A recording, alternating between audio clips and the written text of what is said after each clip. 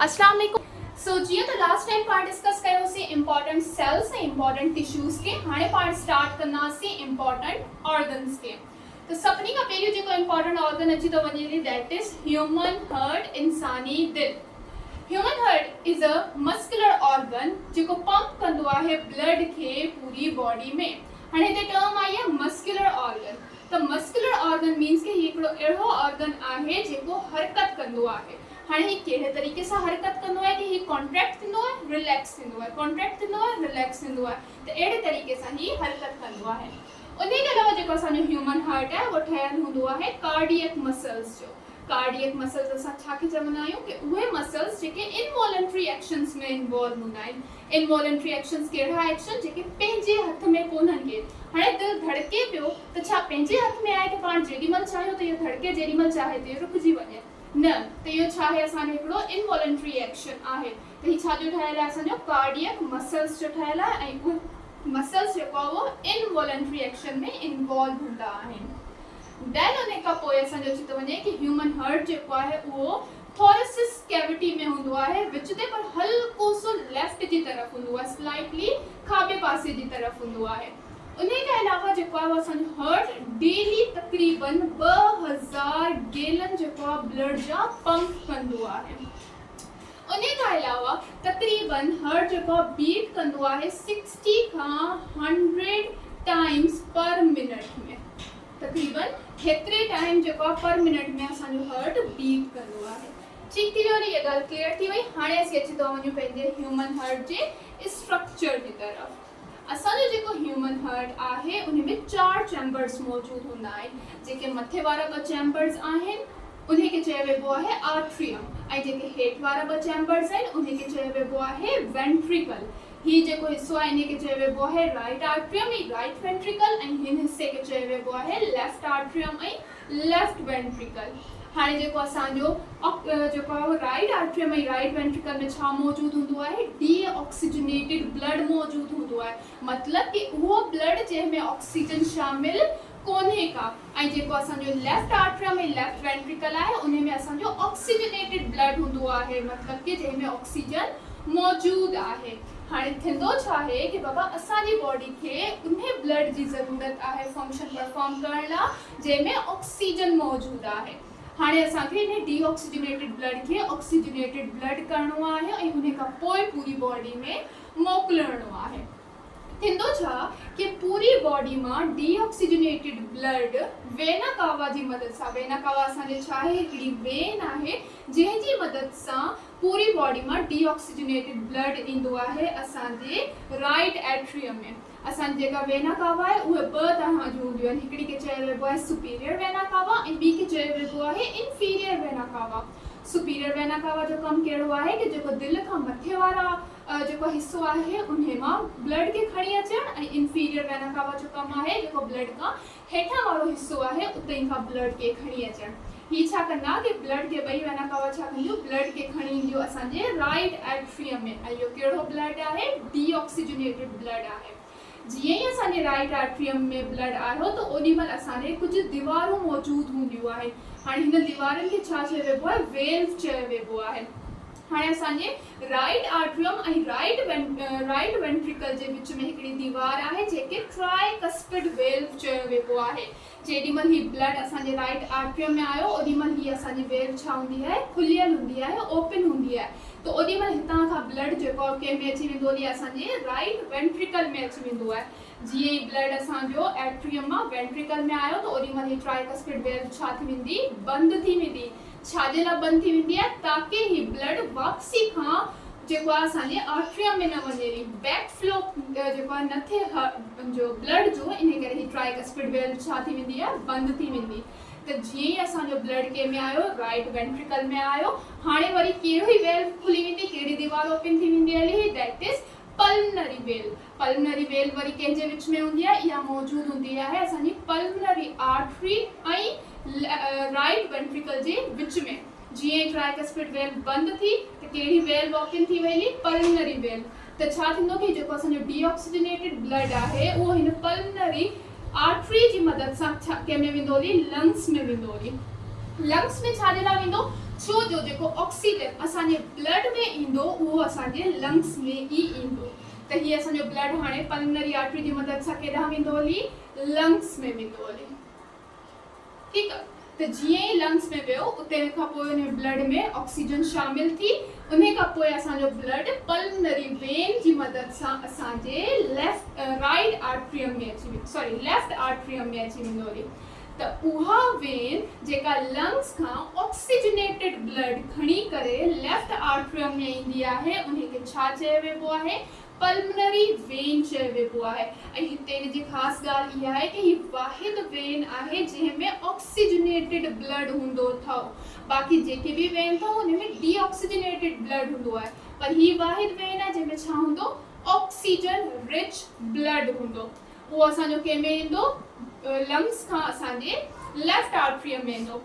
जीअं असांजे left atrium में आयो ओॾी महिल असांजी ही वारी दीवार ओपन थियल हूंदी ऐं इन वेल्व खे छा चयो वेंदो आहे, मिट्रल वेल्व चयो वेंदो आहे।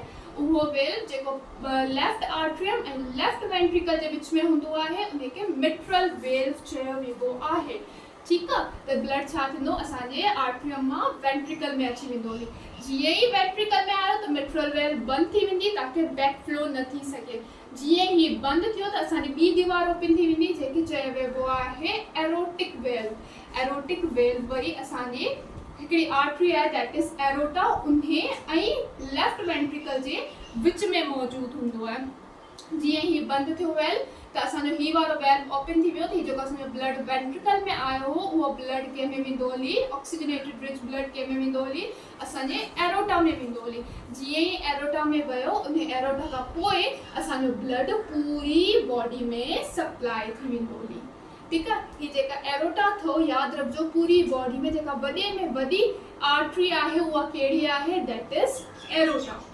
ठीकु आहे, असांजे वेन हूंदी आहे, आर्टरी हूंदी आहे, कैपिलरीज़ हूंदियूं आहिनि। इहे सम्झो नंढियूं नंढियूं जेको आहे उहो ट्यूब्स वांगुरु हूंदियूं आहिनि जेको असांजे हिन ब्लड खे सप्लाई कंदियूं आहिनि। त जेको वेन हूंदो उन जो कमु कहिड़ो आहे कि उहो ब्लड जी दिलि जी तरफ़ जेको आहे उहो ब्लड खे खणी पियो अचे। ऐं आर्टरी जो कमु कहिड़ो आहे कि दिलि मां पूरी बॉडी में ब्लड खे खणी वञण जो कंहिंजो कमु आहे, आर्टरी जो कमु आहे।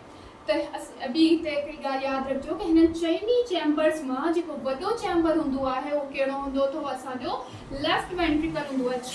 छो जो हिन खां ई पोइ ब्लड असांजो पूरी बॉडी में पुश थियणो हूंदो आहे, त हिनखे वधीक प्रेशर जी नीड हूंदी आहे जंहिंजी वजह सां हीअ असांजो छा हूंदो आहे, सभिनी खां वॾो हूंदो आहे। ऐं इहो ई चैम्बर आहे जेको हल्को सो लेफ्ट जी तरफ़ हूंदो आहे। तॾहिं असां चवंदा आहियूं कि दिलि असांजो मिड में आहे, विच में आहे, पर हल्को सो लेफ्ट जी तरफ़ आहे। ठीक थी वियो। उन खां अलावा हिकिड़ी ॿी ॻाल्हि यादि रखिजो, ॿ टर्म्स हिते ईंदियूं आहिनि। हिकिड़े खे चयो वेंदो आहे सिस्टोल, हिकिड़े खे चयो वेंदो आहे सिस्टोल ऐं ॿिए खे चयो वेंदो आहे डियास्टोल। इहे ॿई छा आहिनि त बाबा, डियास्टोल मतिलबु जेॾीमहिल हार्ट रेस्ट में हुजे, सिस्टोल मतिलबु जेॾीमहिल हार्ट छा हुजे, कॉन्ट्रैक्ट करे। त हार्ट केॾीमहिल रेस्ट में हूंदो जेॾीमहिल ही वारी जेके असांजूं वेल्व आहिनि उहे ओपन हुजनि, त ओॾी महिल सम्झो हार्ट छा आहे, रेस्ट में आहे। कहिड़ियूं कहिड़ियूं वेल्व, ट्राइकस्पिड वेल्व ऐं मिट्रल वेल्व असांजूं छा हुजनि, खुलियल हुजनि, ऐं ही ॿ वेल्व असांजूं बंदि हुजनि, त ओॾी महिल जेको आहे छा हूंदो आहे, असांजो हार्ट रेस्ट में हूंदो आहे। जीअं ई ही वारियूं असांजूं जेको आहे ट्राइकस्पिड वेल्व ऐं मिट्रल वेल्व बंदि थियूं ऐं ही वारियूं ओपन थी वियूं, त ओॾी महिल असांजो हार्ट छा कंदो आहे, कॉन्ट्रैक्ट कंदो आहे, त उनखे छा चयो वेंदो आहे, सिस्टोल चयो वेंदो आहे। हाणे असां अक्सर ॿुधो आहे न नॉर्मल ब्लड प्रेशर, कि नॉर्मल ब्लड प्रेशर केतिरो आहे असांजे 120 to 80 मिलीमीटर ऑफ मर्करी आहे।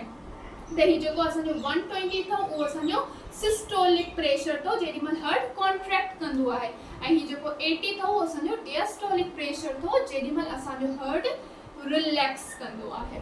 ठीक थी वियो हली, हिते इहे ॻाल्हियूं क्लियर थी वियूं। हाणे कुझु इंपॉर्टेंट पॉइंट्स जी तरफ़ अची था वञूं हली हार्ट जे। अच्छा, हिते हिकिड़ी ॿी ॻाल्हि यादि रखी वठो, असांजो हूंदो आहे SA नोड ऐं AV नोड। इहे कुझु नोड्स हूंदा आहिनि जेके असांजी हार्ट बीट खे रेगुलेट कंदा आहिनि। हाणे अची था वञूं हार्ट जी कुझु ॿियनि इंपॉर्टेंट ॻाल्हियुनि ते। त सभिनी खां पहिरीं छा लिखियलु आहे कि जेॾीमहिल असांजी हार्ट रेट इलाही फास्ट थी वञे त उन कंडीशन खे छा चयो वेंदो आहे, that is tachycardia. Tachycardia. Then second आहे कि वो केड़ो पार्ट है हार्ट जो जेको रेगुलेट कंदो आहे हार्ट बीट के, that is SA node. SA जी फुल फॉर्म छा आहे? Sino arterial node.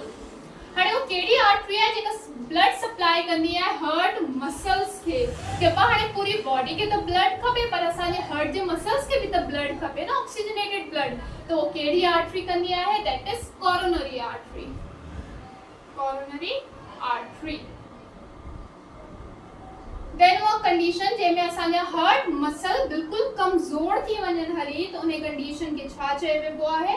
That is cardiomyopathy.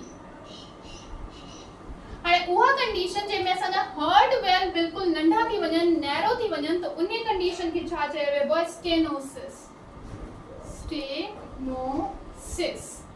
हाणे उहा कंडीशन जंहिंमें हार्ट मसल इन्फ्लेम थियनि, इहो अक्सर क्वेश्चन ईंदो अथव। इन्फ्लेमेशन ऑफ हार्ट मसल इज नोन एज, तो उनखे छा चइबो आहे? मियोकार्डिटिस चइबो आहे। मियोकार्डिटिस। ठीक है। Then heart is unable to pump enough blood. जदे दिल जेको आहे वो पंप कर छॾे दे ब्लड के, त तेरी मल छा थिंदो आहे? Heart failure. ठीक थी बोली। इन्हे का पोइ अची था वञूं ॿियनि कुछ इंपॉर्टेंट ॻाल्हियुनि ते। हाणे उहो प्रोसीजर जंहिंजी मदद सां असां हार्ट ऐं ब्लड वेसल के विजुअलाइज कंदा आहियूं, उन प्रोसीजर के छा चइबो आहे? That is echocardiography.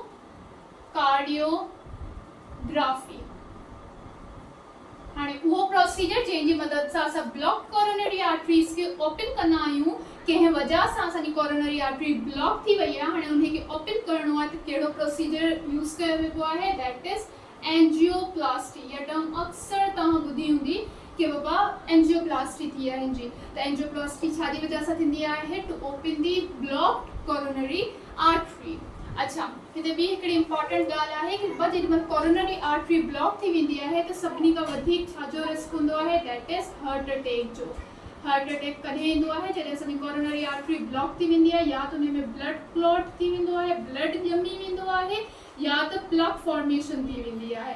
मतलब कोलेस्ट्रॉल वगैरह हिन जो मिक्सचर ठही करे जेको आहे हिते इनके ब्लॉक करे वठंदो आहे, त छा थींदो आहे? हार्ट अटैक ईंदो आहे। हाणे हार्ट अटैक खे असां जेको आहे उहो जेके माण्हू स्मोकिंग कनि था उहे स्मोकिंग घटि करे वठनि, त उनजो हार्ट अटैक जो रिस्क घटिजी वेंदो हली। या पोइ असां जेको आहे उहो पंहिंजी डेली रूटीन में डेली एक्सरसाइज कयूं, हेल्दी डाइट खायूं, त उन सां हार्ट अटैक जा रिस्क घटिजी वेंदा हली आहिनि। अच्छा, हिते हिकिड़ी ॿी ॻाल्हि इंपॉर्टेंट मिस पई थिए, that is love and dub. Love ऐं डब जेको आहे उहो साउंड आहे हार्ट जो, नॉर्मल साउंड जेको आहे हार्ट जो, दैट इज़ लव ऐं डब। लव जेॾीमहिल हार्ट कॉन्ट्रैक्ट थींदो आहे, ऐं जेॾीमहिल हार्ट रिलैक्स थींदो आहे त डब। मतलब कि हीअ असांजो कहिड़ो आवाज़ आहे? दैट इज़ सिस्टोल ऐं हीअ असांजो डिएस्टोल। ठीकु आहे। ॿी हिते हिकिड़ी ॻाल्हि कि उहे जेको आहे उहे माण्हू जेको हार्ट जी स्टडी कंदा आहिनि, त उनखे छा चइबो आहे? या उहे डॉक्टर्स जिनजी स्पेशलाइजेशन हार्ट में हूंदी, उनखे छा चइबो आहे? कार्डियोलॉजिस्ट चइबो आहे। कार्ड जिथे भी लफ्ज़ अचे त यादि रखियो छा आहे? मीन्स के हार्ट। छो जो हार्ट असांखे ख़बर आहे छाजो ठहियल आहे? कार्डियक मसल जो ठहियल आहे। त कार्डियोलॉजिस्ट ही लफ्ज़ जिथे अचे त तव्हांजे ज़हन में पहिरियों जेको टर्म आहे उहो कहिड़ो अचे? That is heart. ठीक थी वियो। इते इहे सभु ॻाल्हियूं इंपॉर्टेंट हुयूं about the heart. I hope ही लेक्चर तव्हां लाइ बेनिफिशियल रहियो हूंदो। को बि क्वेश्चन हुजे त पुछी था सघो। Thank U. खुदा हाफ़िज़।